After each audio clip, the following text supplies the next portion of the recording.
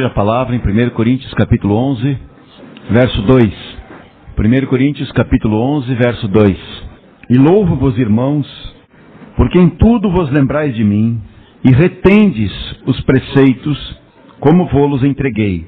Mas quero que saibais que Cristo é a cabeça de todo o homem, e o homem a cabeça da mulher, e Deus a cabeça de Cristo.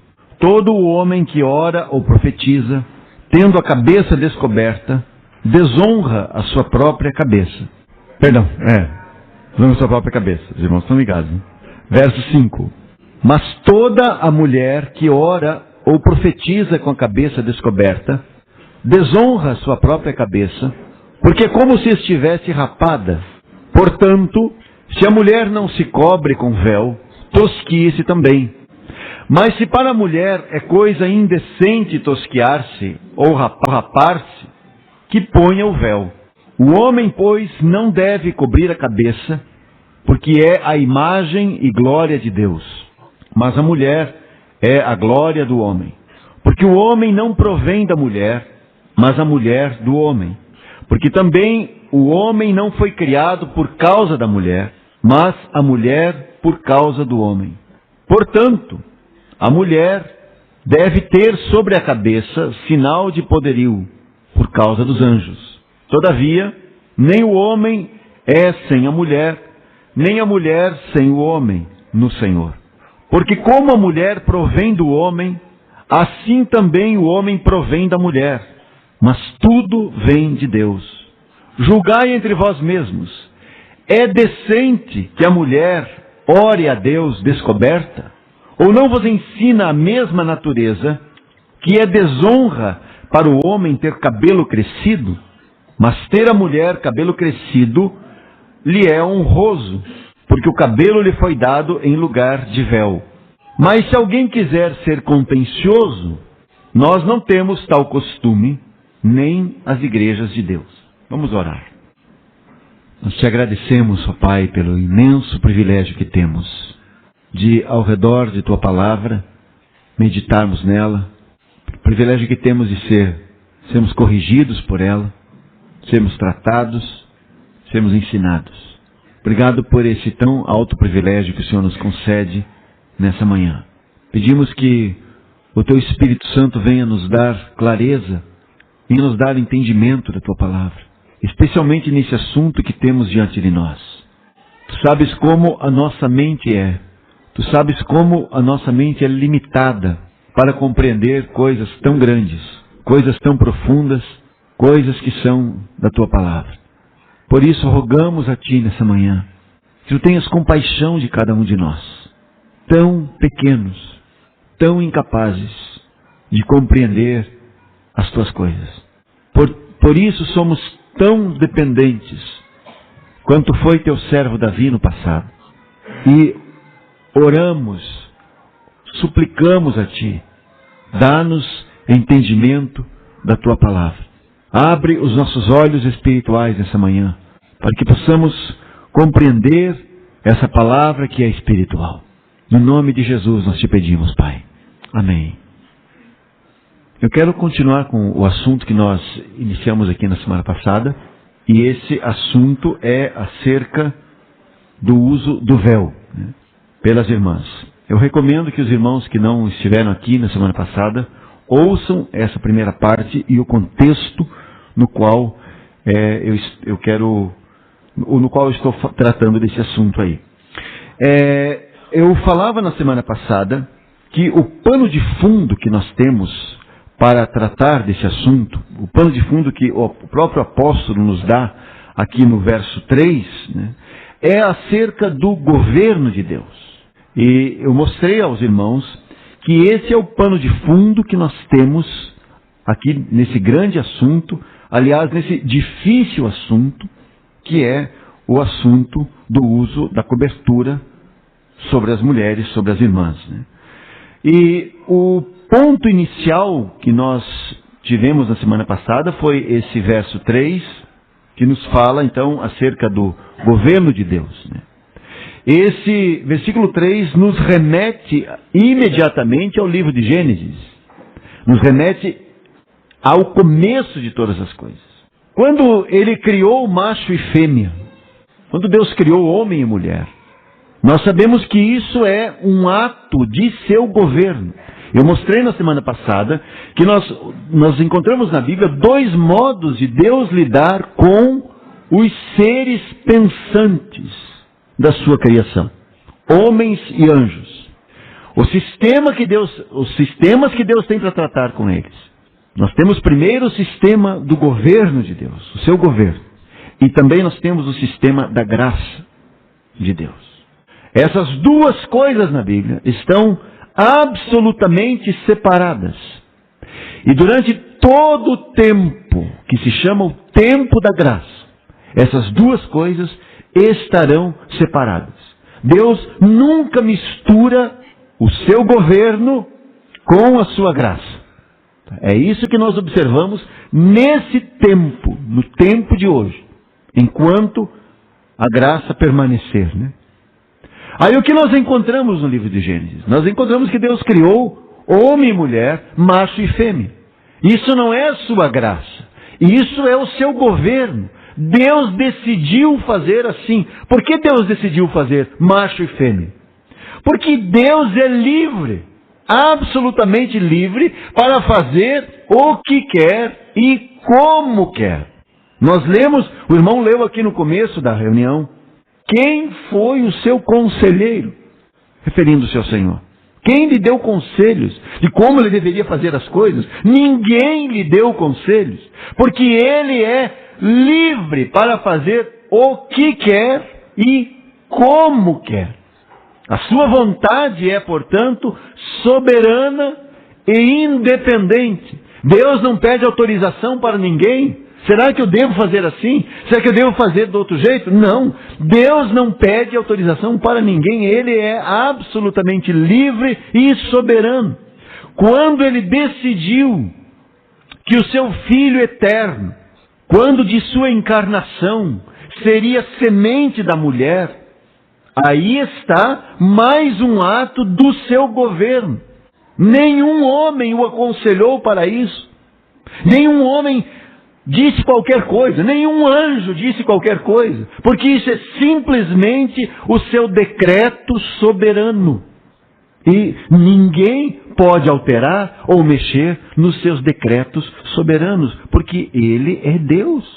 Aí quando nós encontramos na Escritura, né, esses 2 sistemas, né, a graça e o governo, nós descobrimos que Deus nunca mistura as 2 coisas.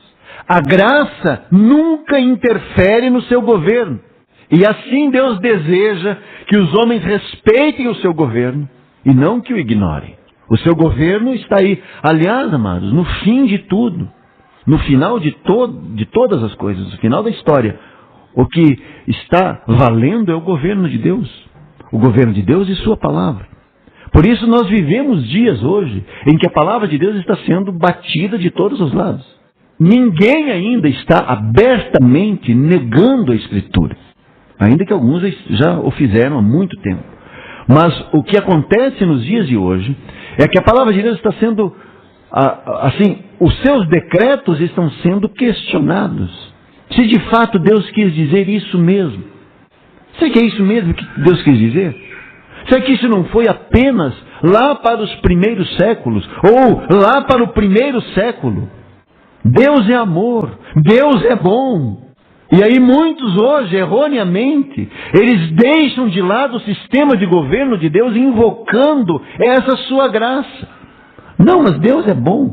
Deus nunca vai permitir que as pessoas vão para o inferno, por exemplo. Isso é só uma ameaça. Isso é só para você andar na linha. Para que a humanidade não entre num caos. Então Deus fica assustando os homens com essa história de inferno e lago de fogo e enxofre. Mas como um Deus de amor fará isso com as suas criaturas? Pois espere para ver. É só esperar. Se nós deixamos de lado o governo de Deus, invocando a sua graça, nós somos a seus olhos como foras da lei. Você não pode usar a graça de Deus, o favor imerecido que Ele nos concedeu em Cristo, como desculpa para ignorar o seu governo. Não, isso foi só para aquela época. Irmãos, a graça, o que nós descobrimos na Escritura, é que a graça de Deus foi acrescentada, porque o homem pecou contra o governo de Deus. Gênesis capítulo 3 é uma afronta ao governo de Deus. Aquele primeiro casal, aquele casal ancestral nosso, eles pecaram contra o governo de Deus. E lá, ainda no capítulo 3, nós temos a graça de Deus. O que a graça de Deus faz ali? A graça de Deus tem por propósito redimir e restaurar aqueles que são insubordinados e rebeldes. A graça de Deus tem o objetivo de capacitá-los a que se sujeitem ao sistema governamental dele. De modo então, qual a relação da graça com o governo? A graça complementa o governo de Deus. A graça capacita seres rebeldes e insubordinados. A graça capacita esses seres a se sujeitarem, a se dobrarem diante do governo de Deus. Então eu quero que os irmãos ouçam bem isso. O sistema de governo não existe em função do sistema da graça, mas é a graça que completa o governo de Deus. Eu quero rapidamente mostrar alguns exemplos desses dois sistemas na história bíblica. O primeiro caso que temos é o que eu citei há pouco de Adão e Eva, lá no capítulo 3. Debaixo do governo de Deus, sob o governo de Deus, eles não estavam livres. Eles foram proibidos de comer do fruto da árvore do conhecimento do bem e do mal. Nós conhecemos a história em detalhes, né? Aí conhecemos o capítulo 3, nós conhecemos como eles caíram, e logo após a sua queda, Deus faz aquela maravilhosa promessa de mandar o seu filho através da semente da mulher. Isso é Gênesis capítulo 3, verso 15. E nós temos aquela grande promessa de Deus ali, maravilhosa promessa. Agora, estranhamente, depois daquela maravilhosa e consoladora promessa, lembra da história? Eles caem. Os dois agora estão separados de Deus. Deus vem e espontaneamente faz essa promessa maravilhosa de redenção. Adão e Eva nunca pediram redenção, mas Deus, em sua graça, faz essa grande promessa. Gênesis capítulo 3, verso 15. Seu filho seria enviado à terra através da semente da mulher. Mas estranhamente, conquanto o Senhor tenha dado essa maravilhosa promessa, Ele amaldiçoou a mulher e amaldiçoou o homem. São os versículos seguintes lá no texto. E no final do capítulo 3, o que Deus faz ainda? Deus expulsa os dois do jardim do Éden. Você pode perceber? A graça deu ao homem caído a promessa de um Salvador. Mas o governo de Deus conduziu o homem para fora do jardim do Éden. Porque isso é o governo de Deus. Deus é justo. Deus é santo.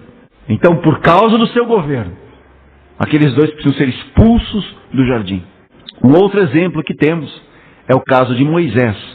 Moisés, você lembra do texto, da história, isso está em Números capítulo 20. Moisés não santificou o Senhor perante os olhos do povo. Moisés ficou extremamente irado por causa daquela história de água, né? Volta e meia isso estava acontecendo lá entre eles. E Moisés, muito irado, Deus mandou ele falar com a rocha que os seguia, né?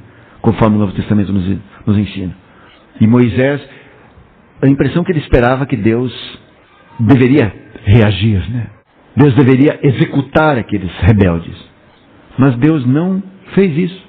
Deus disse a Moisés, fala com a rocha. E a rocha, e dela vai brotar água, como sempre. Moisés ficou muito irado. E tomou a sua vara e bateu na rocha. Segunda vez. E por causa disso, depois de todo aquele tempo andando, ele não pôde entrar em Canaã. Isso está em Números capítulo 20, versos 7 ao 12. Isso é o governo de Deus. E o Senhor diz que ele deveria ter santificado o nome do Senhor perante os olhos do povo. E ele não fez isso. Por causa disso, ele não pôde entrar na terra. Mas no final do livro de Deuteronômio, capítulo 34, Deus lhe permite ver toda a terra prometida do alto do Monte Pisga. E ele tem um vislumbre de toda a terra. Pois mostrar toda a terra para ele foi a graça de Deus em ação. Em seu governo, Deus não o deixou, ele foi proibido de entrar. Mas na graça de Deus, Deus lhe mostrou, lhe deu um vislumbre da terra. Então você vê aí os dois sistemas trabalhando. Temos também o exemplo de Davi. Davi pecou contra Deus, adulterando e encomendando um homicídio. Os irmãos também conhecem essa história. Conhecem do seu arrependimento. Nós sabemos disso por causa do Salmo 51, por causa do Salmo 32. São os salmos, o irmão leu aqui inclusive há pouco. Ele se arrependeu disso. E Deus concedeu-lhe graça especial. Por isso, Davi teve uma comunhão intensa com o Senhor, mesmo depois dessa situação. Entretanto, a espada nunca se apartou de sua casa. Isso está em 2 Samuel, capítulo 12, versos 7 a 14. Em sua graça, então, Deus permitiu que ele tivesse comunhão com ele. E ele andou com Deus. Você nota os seus últimos dias, você vê o seu último salmo, por exemplo, seu último cântico, quão tremendo é. Nos seus lábios, ele canta a promessa de Deus feita em Gênesis 3,15. A promessa do libertador, a promessa do Salvador. Então ele viveu um tempo de comunhão com Deus muito grande depois dessa situação. Mas, sob o governo de Deus, a espada nunca se apartou de sua casa. E você conhece toda a história, certamente conhece a história dos descendentes do rei Davi. Você sabe como eles foram. A espada nunca se apartará da tua casa, foi o que Deus disse a ele. Então, debaixo do governo de Deus, irmãos, o homem não pode fazer o que quer. Debaixo do governo de Deus, o homem não está livre. Não pense que pelo fato de você estar debaixo da graça, que você está livre do governo de Deus. Não está livre. A graça de Deus nunca anula o seu governo. Ao contrário, a graça nos capacita a obedecer seu governo sobre nós. Por isso precisamos da graça. O homem sem a graça é absolutamente, irremediavelmente perdido, desobediente e rebelde. Mas por causa da graça de Deus, aqueles que são alcançados com sua graça, então são capacitados para a obediência ao seu governo. Pela graça, amados, nós somos todos salvos. Todos os que são trazidos a Cristo são salvos. Homens e mulheres. Homens e mulheres todos são colocados em Cristo, indistintamente. E nisso não há diferença alguma. Mas segundo o governo de Deus, a mulher deve se submeter ao seu marido. Os filhos devem obedecer aos seus pais e os servos devem obedecer aos seus senhores. Nenhum servo, nenhum empregado pode evocar a graça para o seu patrão e dizer, mas nós somos, seu patrão que é crente, diz, mas nós somos irmãos, você deveria aumentar o meu salário porque nós somos irmãos. Se deve ou não é problema de vocês, né? Mas você não pode usar esse argumento. Você não poderia usar esse argumento. Porque essas duas coisas, elas não podem se misturar. Então, porque eu sou crente, né? Meu pai também, então eu posso falar o que eu quiser para ele. Posso inclusive dar direção para ele. Não, pera lá. Não precisa obedecer, eu preciso obedecer ao Senhor. Sim, você deve obedecer ao Senhor. O mesmo Senhor que diz que você deve obedecer aos seus pais. Isso é o governo de Deus. A graça não tornou você livre dessas obrigações governamentais junto ao seu governo. Porque no governo de Deus a mulher deve se submeter a seu marido, os filhos aos seus pais e os servos aos seus senhores. E isso será assim até a segunda vinda do Senhor Jesus. Quando Ele vier, esses dois sistemas que hoje seguem lado a lado, quando Ele vier, esses dois sistemas de governo serão apenas um. A graça e o governo serão apenas uma coisa só. Esses dois sistemas serão um no Senhor Jesus Cristo, que reinará sobre essa terra. Por isso, na vida eterna, não haverá mais nenhuma distinção entre homem e mulher, nem entre pai e filho, nem entre senhor e servo, mas seremos como os anjos de Deus nos céus, e eu uso essa expressão especialmente referindo-me à diferença entre homem e mulher. Mas enquanto estamos aqui, essas diferenças permanecem sim, porque isso é do governo de Deus. Então Paulo começa a falar sobre esse assunto, evocando ou dando por base esse tema do governo e da graça de Deus. Então essa é a base, amados, para tratarmos do assunto do véu. De fato, esse assunto é uma questão não da graça, é uma questão relativa ao governo de Deus. De modo que aqueles que compreendem o governo de Deus, conforme está revelado em sua palavra, são capazes de apreciar a maravilhosa ligação que há entre o uso do véu pelas irmãs e o governo de Deus. O que nós temos aqui nesse verso 3? Vamos olhar novamente. Aqui nós temos os 3 grandes princípios do governo de Deus. Os 3 grandes princípios são: primeiro, o próprio Deus é a cabeça, e a cabeça de Cristo. O próprio Deus é a cabeça de Cristo.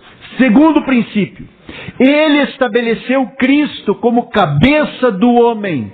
E terceiro princípio, Ele estabeleceu o homem como cabeça da mulher. De modo que esse sistema, Deus, Cristo, homem, mulher, não está relacionado ao sistema da graça. Esse esquema está relacionado ao sistema do governo de Deus. Isso é de tal modo que quando a igreja se reúne, ela expressa diante dos anjos exatamente a ordem do governo de Deus. E eu penso que está bem claro o fato de que essa ordem governamental não diz respeito à superioridade ou inferioridade entre os envolvidos aqui. Eu mostrei na semana passada que em sua essência divina e eterna, o Filho de Deus, ele está em pé de igualdade com o Pai. O Filho não é menor do que o Pai nesse aspecto da sua essência divina e eterna. O Filho está em pé de igualdade com o Pai. Ele é Deus. Por isso 1 Timóteo 3,16. Deus se manifestou em carne. E quem se manifestou em carne? O Filho. O que o Filho é? O Filho é Deus. Por isso temos Filipenses 2,6. Os irmãos podem abrir ou anotar, né? Eu vou citar uma frase dele, que diz assim, falando de Cristo: sendo em forma de Deus, não teve por usurpação ser igual a Deus. Sendo ele isso então, amados, sendo em forma de Deus, não teve por usurpação ser igual a Deus. Mas sendo ele o Cristo de Deus, o ungido de Deus, como tal, ele é sujeito ao Pai. Como Deus é um com o Pai, como o Cristo, ele está sujeito ao Pai. Por isso, quando ele esteve aqui, qual foi o princípio que regeu a sua vida? Qual foi o princípio que o governou aqui nessa terra? Tem aquela palavra tão linda de João capítulo 5, verso 19, que diz assim, ele dizendo, né, o Filho por si mesmo não pode fazer coisa alguma, se o não vir fazer o Pai, porque tudo quanto ele faz, o Filho o faz igualmente. Você entende essa subordinação? O Filho por si mesmo não pode fazer coisa alguma, se o não vir fazer o Pai, porque tudo quanto ele faz, o Filho faz igualmente. Por acaso há alguma inferioridade nisso? De jeito nenhum. Essa é a posição do Filho em relação ao Pai, em relação ao governo de Deus. Sabe, irmãos, um dia todo o mundo saberá que Deus é a cabeça de Cristo. Um dia todo o mundo saberá que Cristo é a cabeça de todo homem. E a prova disso nós temos em Filipenses 2, pode abrir sua Bíblia, Filipenses capítulo 2, verso 9, nós vamos ler 3 versículos aí. Filipenses 2:9. Por isso, também Deus o exaltou soberanamente. Ele deu um nome que é sobre todo o nome, para que ao nome de Jesus se dobre todo o joelho dos que estão nos céus e na terra e debaixo da terra, e toda língua confesse que Jesus Cristo é o Senhor, para a glória de Deus Pai. Isso é Filipenses capítulo 2, verso 9 a 11. Agora, hoje em dia, quem sabe dessa história? Quem sabe disso daqui? Quem sabe que Ele é o Senhor? Quem sabe que Ele é a cabeça de todo varão? Somente a igreja sabe disso. O mundo não sabe disso. Essa é a sabedoria perfeita de Deus. Ele revelou isso na igreja. E revelou isso de tal modo, mas de tal modo, que mesmo os anjos, se bons ou maus, não sabemos ao certo, mesmo os anjos estão aprendendo dessa multiforme sabedoria através do comportamento da igreja. Isso é que nós encontramos em Efésios capítulo 3, versos 10 e 11. O que nós temos na igreja? Na igreja nós temos homens e mulheres. Deus criou ambos com o propósito de manifestarem na terra o seu governo. Cada um, de um modo determinado por Ele, mostrará, expressará o governo de Deus sobre todas as coisas. Então, através dessa ordem vista na igreja, Deus pretende tornar conhecida a sua multiforme sabedoria dos principados e potestades nos céus. Isso é o que nos fala Efésios 3, versos 10 e 11, que eu vou ler aqui, para que agora, pela igreja, ouça bem, a multiforme sabedoria de Deus seja conhecida dos principados e potestades nos céus, segundo o eterno propósito que fez em Cristo Jesus, nosso Senhor. Irmãos, hoje, somente a igreja sabe que Cristo é a cabeça do homem. Hoje, somente a igreja sabe que o homem é a cabeça da mulher. Somente a igreja. Tudo o que o mundo e os anjos conhecem é um homem e uma mulher rebelados contra Deus e contra o seu ungido, contra o seu Cristo. Tudo que o mundo e os anjos conhecem é o homem em Adão, caído em Adão.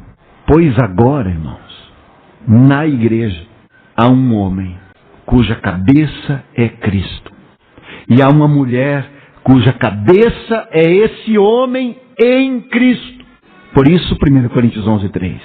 Quero que saibais que Cristo é a cabeça de todo homem, e o homem a cabeça da mulher, e Deus a cabeça de Cristo.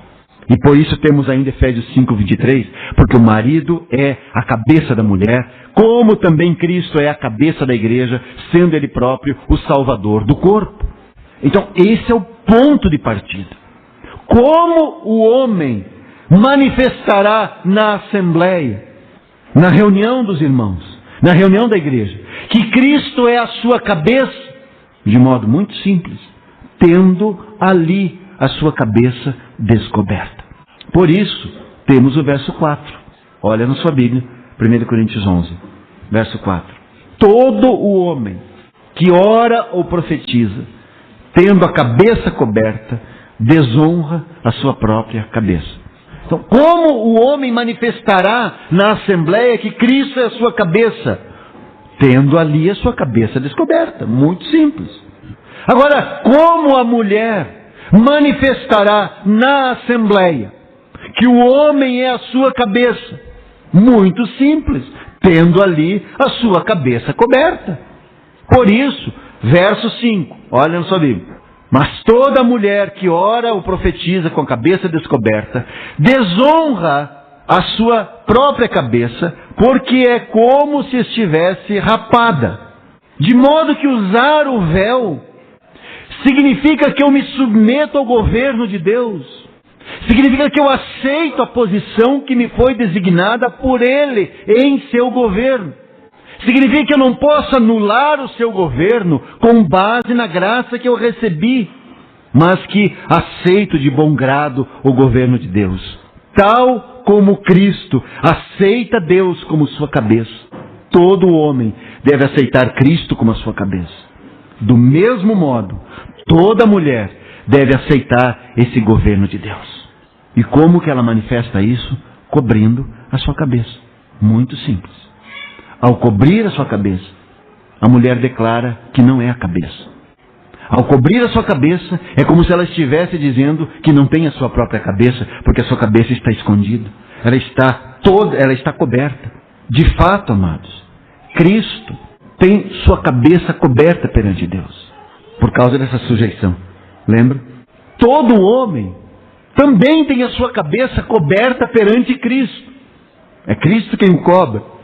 Agora, por que na prática Deus exige que apenas a mulher faça uso do véu e não o homem? Interessante que isso é uma coisa muito fora, inclusive, do contexto aqui, do contexto bíblico, porque o contexto bíblico é o judaísmo. O que acontece no judaísmo? No judaísmo, os homens cobrem sua cabeça. As mulheres podem cobrir ou não cobrir, fica à vontade. Mas os homens, no judaísmo, devem cobrir as suas cabeças. E na igreja, o Senhor veio e disse que o homem deve descobrir a sua cabeça. Que não pode chegar diante dele, se apresentar diante dele tendo a sua cabeça coberta. Por que Deus exige isso apenas da mulher? Muito simples, amados. Foi especificamente através de Eva, a mãe de todos os seres humanos, ou todos os viventes, como diz a Almeida Corrigida Fiel. Foi através dela que entrou o pecado, a desordem e a morte no mundo. Pergunto, o que Satanás e todos os anjos conhecem? Eles conhecem muito bem essa mulher e todas as suas filhas. Pois agora, na igreja, a mulher está em Cristo. E a ela cabe mostrar ao mundo espiritual que todos nós estamos sujeitos ao governo de Deus. E isso é maravilhoso. Deus usa uma filha da desobediente Eva para mostrar que nessa nova mulher ele tem o que não encontrou naquela primeira.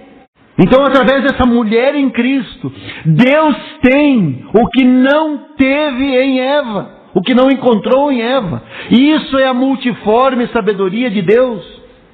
Então, ao se cobrir, ela declara ao mundo espiritual: não mais eu, mas Cristo. Por isso, quão gloriosa é essa verdade. Não mais eu. Isso é o que eu devo dizer como homem. Isso é o que a mulher deve dizer como também. Não mais eu, mas Cristo. E em sua sabedoria, Deus ordenou que apenas a mulher representasse essa frase. Não mais eu, mas Cristo. Por isso, irmãos, é impossível você compreender o uso do véu sem conhecer o governo de Deus. É impossível. Você vai tomar como um uso e costume, como usos e costumes. Você será mais um daqueles que engrossam a voz, né, o coro, criticando aqueles irmãos que eu citei na semana passada. Será mais um. Porque não compreende. Você precisa compreender esse assunto com esse pano de fundo do governo de Deus. Se não conseguimos compreender que Deus é a cabeça de Cristo, e que este tem a sua cabeça coberta diante de Deus, então o assunto do véu é obscuro. Nós teríamos que reagir exatamente como a igreja tem reagido, em sua maioria, ignorando. Nós não entendemos o que isso significa. Vamos deixar para lá. Deve ser um costume da época. Deve ser um problema que estava acontecendo em Corinto. As mulheres eram muito rebeldes, dominavam a igreja. Deve ser por isso. Mas não é esse o nosso caso. Então não tem nada a ver conosco. Não, amados. Paulo não usa nenhum desses pontos como argumento para o uso do véu. Pelo contrário, os seus argumentos são argumentos espirituais. Você quer coisa mais espiritual que o verso 3?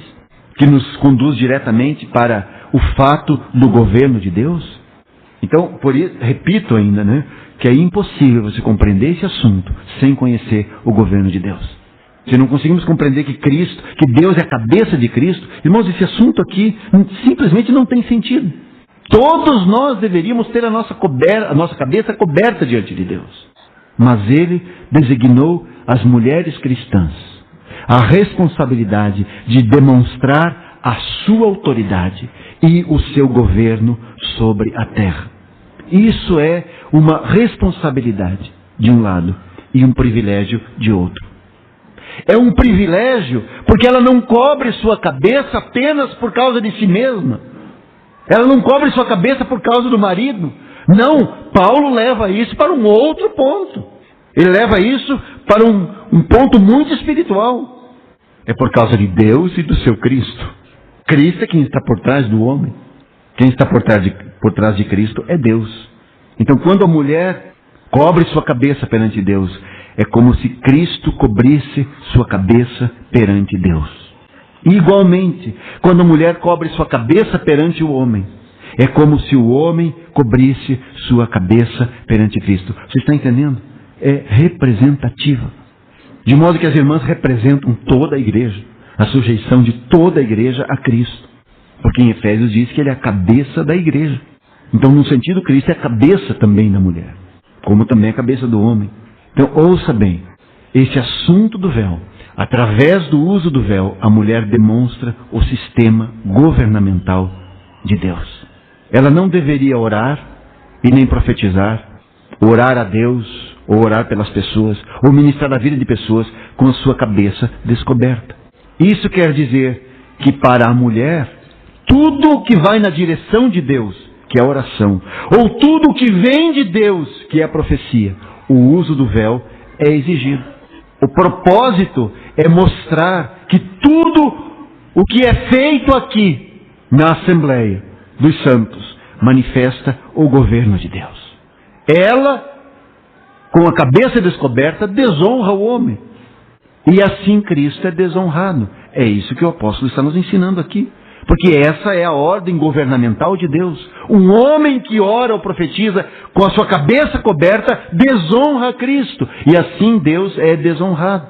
Aí é interessante que o apóstolo encerra essa primeira parte do capítulo 11, desse trecho aqui, versículo 6, ele encerra dizendo assim.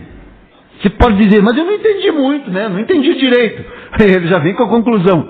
Portanto, se a mulher não se cobre com véu, tosquia-se também. Tosquiar é cortar bem curtinho, né? Sabe como tosquia ovelha? Bem curtinho, né? Mas se para a mulher é coisa indecente tosquiar-se ou rapar-se, que ponha o véu. Tá? Essa é a conclusão desse trecho, do que ele falou até aqui. Em seguida, na segunda parte desse trecho, versos 7 a 10, ele vem mostrar a razão do uso do véu na forma de 3 argumentos. Quais são os argumentos? Verso 7. O homem, pois, não deve cobrir a cabeça, porque é a imagem e glória de Deus, mas a mulher é a glória do homem. Porque o homem não provém da mulher, mas a mulher do homem. Porque também o homem não foi criado por causa da mulher, mas a mulher por causa do homem. Tá? Então aqui nós temos 3 argumentos. Quais são os 3 argumentos? Primeiro argumento, a mulher é a glória do homem. Primeiro argumento. Segundo argumento, a mulher provém do homem. Isso é o verso 8. E terceiro argumento, a mulher foi criada por causa do homem. Isso é o verso 9. Esses 3 argumentos, irmãos, eles têm primeiramente o significado natural. Qual é o significado natural? A mulher é a glória do homem. Como assim a mulher é a glória do homem? A mulher é a glória do homem no sentido que ela está à altura dele. Ela é a sua ajudadora idônea. Lembra disso? Gênesis capítulo 2. Ela é como ele, da mesma qualidade, da mesma importância. Por isso, a mulher revela a glória ou a qualidade do homem. Quando você tem aquela mulher, né, como originalmente foi criada em Gênesis capítulo 2, aquela mulher revela a qualidade do homem, porque ela saiu dele. Ela é ele. Ela é parte dele. Isso é o primeiro argumento. O segundo argumento, a mulher provém do homem, lembrando a origem dela. Ela foi formada a partir de uma das costelas de Adão. Por isso ela é osso dos seus ossos e carne da sua carne. Esse é o segundo argumento. O terceiro argumento diz que ela foi criada por causa do homem. Ou seja, para o homem não se achava ajudadora idônea. Você lembra do capítulo 2 de Gênesis? Mas para que ele precisava de ajuda? Seria para fazer a decoração da casa? Para cozinhar? Para limpar? Para lavar? Para passar? E no final do dia estar bem arrumada e animada esperando por ele? Não, irmãos e irmãs. Você pode fazer tudo isso, não tem problema, né? E o homem pode ajudar, né? Deve ajudar, né? Não vamos esquecer disso. Mas ela não é esse tipo de ajuda, irmãos. Porque um homem pode fazer isso também. Não é esse tipo de ajuda. Ela foi criada para ajudá-lo na missão dada por Deus de sujeitar e dominar a terra. Por isso, diz o texto, ela foi criada por causa do homem, por causa da missão que esse homem tinha. Isso é o primeiro sentido do texto, o sentido natural. Mas há também aqui no texto um sentido espiritual, porque tudo o que é dito dela em relação ao homem é verdade também em relação a Cristo e a igreja, e isso é maravilhoso. A igreja é a glória de Cristo, como a mulher é a glória do homem. Tudo na igreja revela o valor e a qualidade dele. A igreja é a glória de Cristo porque ela veio dele. Foi tirada dele, lembra? Saiu de seu lado ferido na cruz. E finalmente, a igreja foi criada por causa de Cristo. Irmãos, como Deus começou a igreja? Criando um homem e uma mulher. Por que a igreja foi criada? Porque o homem foi criado por causa de Cristo. A igreja foi criada por causa de Cristo, isto é, para ser a sua ajudadora idônea. Ajudadora idônea aqui, nesse tempo, e no governo da terra, durante o reino milenar. Você vê que interessante esse paralelo. Nos primeiros capítulos de Gênesis, nós temos um homem sozinho. E esse homem tem uma missão: governar a terra. Deus dá a ele uma ajudadora idônea. No plano espiritual, também havia um homem sozinho. Havia somente Cristo Jesus, o Filho eterno. Qual a sua missão? Tudo foi criado para ele. Tudo é dele. O que Deus fez? Não vou deixá-lo só. Vou fazer para ele uma ajudadora idônea. E então você tem a igreja. Qual é o trabalho da igreja? Ajudá-lo. Ajudadora idônea dele. Para fazer o quê? Para governar a terra. Você percebe? O primeiro Adão, a ele foi entregue a terra. E ele perdeu a terra. O segundo Adão, foi-lhe entregue toda a terra. E por isso um dia ele virá e se assentará no seu trono em Jerusalém. E governará essa terra por 1000 anos. Sozinho? Não é bom que ele esteja só, disse o Pai. Falhei uma ajudadora idônea, fez a igreja para ele. Irmãos, essa história que está por trás do véu. Qual é a conclusão com base nesses 3 argumentos apresentados? Qual a conclusão?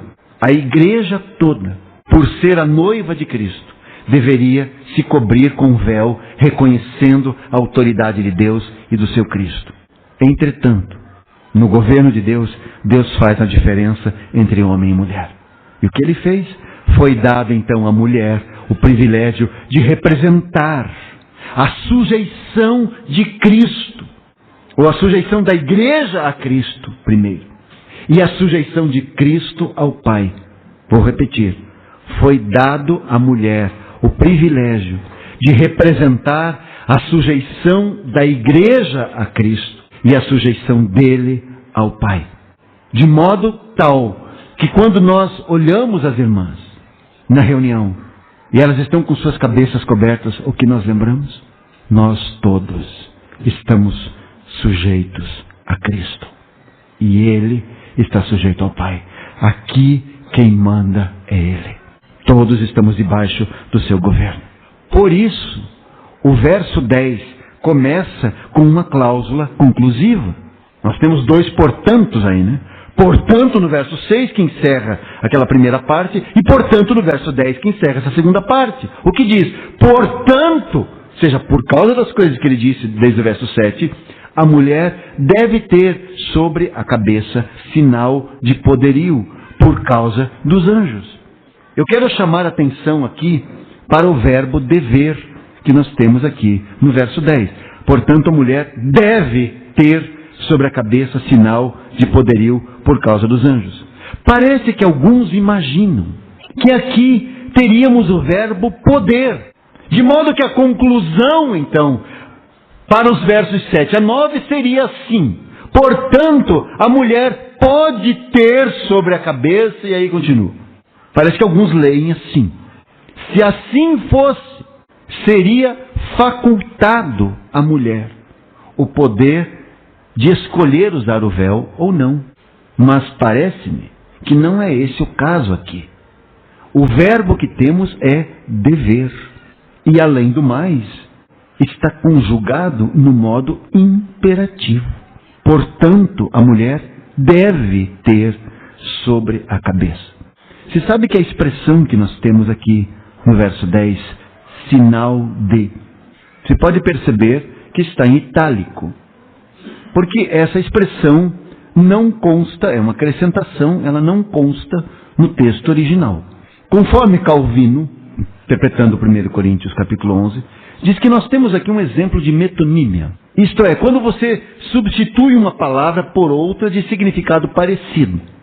De modo que com o termo poderio, ou autoridade, em grego exousia, que nós temos aí, Calvino explica que com esse termo o apóstolo quer exibir um emblema por meio do qual a mulher declara que ela se encontra sob o poder de seu marido, e tal emblema está na cobertura, seja um manto, um véu ou qualquer outra espécie de cobertura. Isso Calvino falou no século XVI. Mais recentemente, tem um filólogo inglês chamado Samuel Bloomfield, um dos mais brilhantes filólogos ingleses do Novo Testamento grego, viveu no século XIX, e ele esclareceu-nos que o termo exousia, o termo que aparece aqui traduzido como poderio, na Almeida Corrigida Fiel, era o nome de um artigo do vestuário, que está citado em Ruth, capítulo 3, verso 15, depois você pode olhar em casa, e também em Isaías, capítulo 3, versos 22 e 23. E que esse termo, então, referia-se a uma peça de roupa, de uma forma quadriculada, lançada sobre a cabeça e amarrada debaixo do queixo, conforme diz esse irmão aí, Samuel Bloomfield. Um outro erudito bíblico da mesma época, do Dr. Bloomfield, o americano Granville Penn, Penn já deve lembrar de saber de quem ele é parente, né? Neto de William Penn, lá da Pensilvânia, nos Estados Unidos, o grande Quaker lá dos Estados Unidos, né? Esse Granville Penn diz que não é nada mais do que algo sobre a cabeça, ou uma cobertura sobre a cabeça. E ele cita a mais antiga tradução inglesa, que foi a versão de Wycliffe, do ano 1380, essa tradução, que traduziu assim essa parte do versículo: a mulher terá uma manta em sua cabeça. Isso é a explicação para esse sinal de poderio que nós temos aqui. E eu quero terminar falando da última parte dessa sessão. A última frase: por causa dos anjos. A Bíblia não especifica aqui exatamente o que a mulher deve usar como cobertura. Não especifica. Véu, a palavra véu é uma interpretação. Porque o que nós temos é cobertura. Então, algo que cubra o seu cabelo, sua cabeça. E por que deve usar isso? Paulo diz: por causa dos anjos. Se nota que ele leva agora para uma outra área, né? Não é simplesmente para demonstrar que ela está sujeita, não. Por causa dos anjos. A palavra não especifica aqui quais anjos. Se os obedientes ou os desobedientes. Eu tenho para mim que os dois. Parece-nos então que, sendo para os dois, né, a intenção de Deus é mostrar algo para os anjos. E nós temos na palavra, né, que a presença dos anjos entre nós, quando nos reunimos, é um fato bíblico. Ninguém poderia negar isso, senão não teria esse versículo. A palavra de Deus nos ensina que os anjos são ministros de Deus. A palavra nos mostra que os anjos são seus ministros celestiais. Hebreus capítulo 1, verso 14 diz que eles são espíritos ministradores enviados para servir a favor daqueles que hão de herdar a salvação.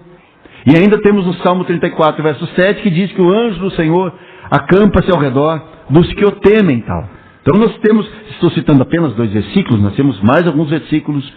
E nesse assunto dos anjos, todos nós conhecemos a trágica história do anjo Lúcifer e de todos aqueles que o seguiram naquela rebelião contra Deus, antes do homem ser criado.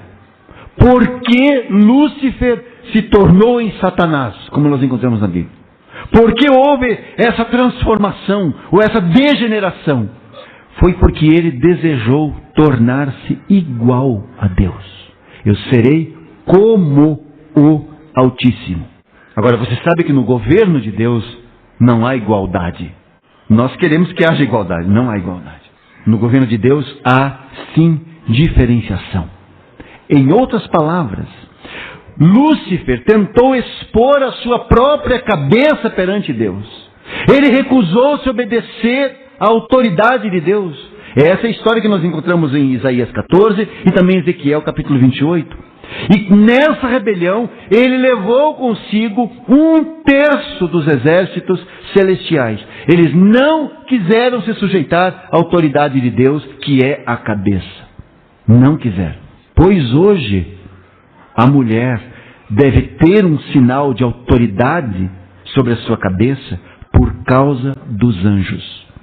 Ou seja, a mulher é um testemunho para os anjos.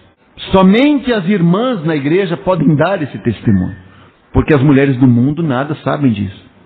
Aliás, vão achar isso um absurdo, um sinal de opressão. Já vão associar diretamente com o Oriente Médio, né?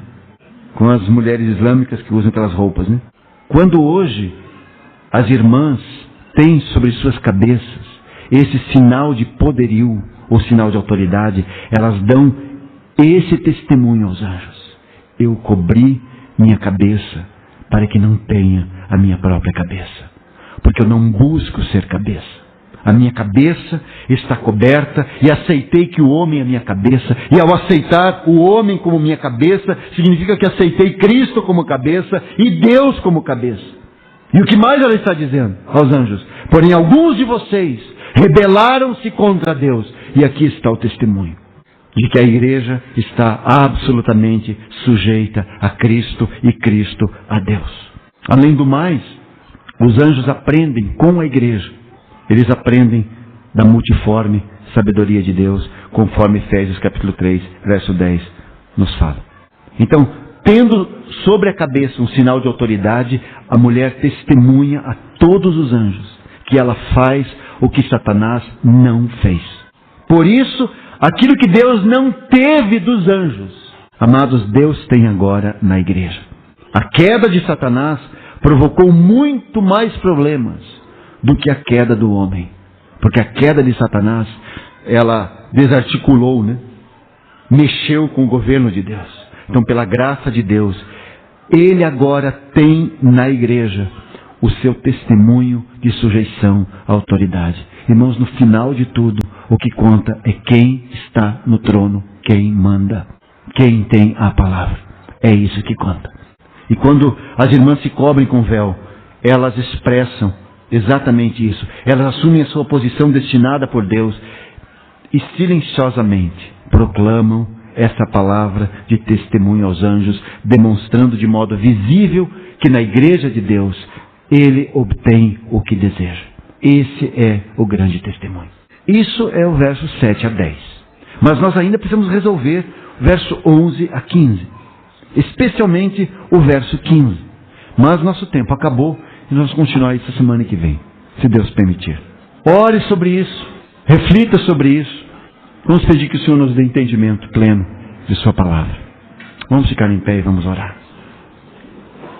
Nós te louvamos, Senhor, pelo alto privilégio de estarmos aqui refletindo na tua palavra. Peço que o Senhor possa nos dar entendimento desse assunto. Peço que o Senhor possa falar ao coração dos irmãos e das irmãs aqui. Que nós possamos te obedecer também nisso. Que possamos te obedecer de tal modo que o teu coração seja agradado. Que possamos te alegrar e te satisfazer. Que possamos ser um testemunho aos anjos. Que aqui entre nós eles possam aprender da multiforme sabedoria tua. Sabemos do teu desejo de tornar conhecida tua multiforme sabedoria de principados e potestades. Nós, às vezes, entendemos tão pouco, somos tão pequenos, e o Senhor nos usa como instrumentos do teu ensino a seres maiores do que nós. Obrigado pelo testemunho que o Senhor alcança na tua igreja. Nós não somos merecedores disso, mas vemos aí quão gracioso o Senhor foi conosco. E por causa dessa graça queremos nos submeter ao teu governo, à tua vontade plena, aos teus decretos. Que possamos, no nosso coração, possamos nos render a ti e agradar-te em todas as coisas, como homens e como mulheres. Que possamos cada qual assumir a sua responsabilidade diante de ti e que possamos desfrutar juntos do privilégio de agradarmos o teu coração. Todo o louvor e a glória nós te damos no dia de hoje. Amém, Senhor. Amém.